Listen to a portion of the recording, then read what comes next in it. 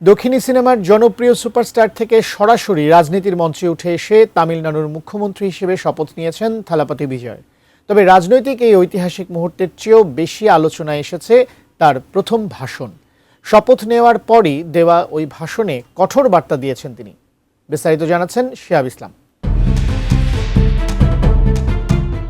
দীর্ঘ রাজনৈতিক জল্পনা আর নির্বাচনী উত্তেজনার পর অবশেষে তামিলনাড়ুর মুখ্যমন্ত্রী হিসেবে শপথ নিয়েছেন জনপ্রিয় অভিনেতা ও টিভিকে নেতা থালাপতি বিজয়।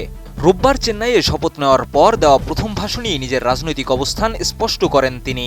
ধর্মনিরপেক্ষতা, সামাজিক ন্যায় বিচার এবং স্বচ্ছ প্রশাসনের প্রতিশ্রুতি দিয়ে বিজয় বলেন, সাধারণ মানুষের প্রতিনিধি হিসেবেই কাজ করতে চান তিনি।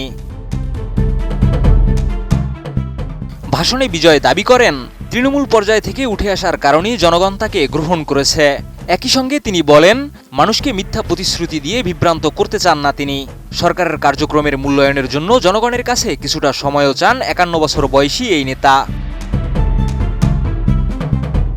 তবে সবচেয়ে বেশি আলোচনায় এসেছে তার ক্ষমতা নিয়ে দেওয়া বক্তব্য। শপথের পর বিজয় বলেন, তিনি ছাড়া ক্ষমতার আর কোনো কেন্দ্র থাকবে না এবং সরকার পরিচালনায় তিনিই হবেন একমাত্র সিদ্ধান্ত গ্রহণকারী কেন্দ্র। রাজনৈতিক বিশ্লেষকদের মতে এই বক্তব্যের মাধ্যমে জোটের চাপের বাইরে থেকে প্রশাসনের পূর্ণ নিয়ন্ত্রণ নিজের হাতে রাখার ইঙ্গিত দিয়েছেন নতুন এই মুখ্যমন্ত্রী।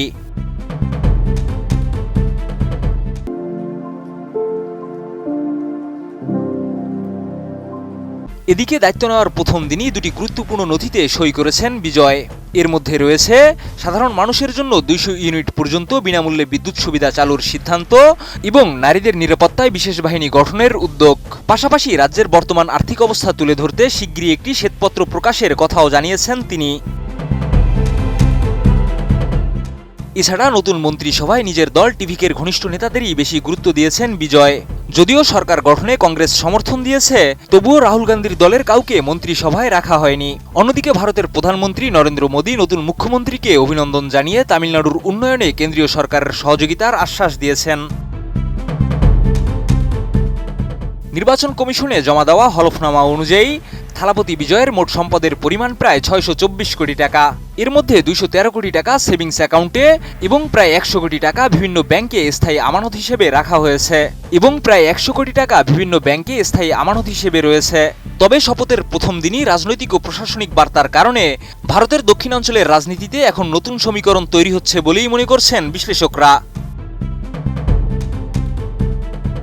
শিহাব ইসলাম, ATN নিউজ।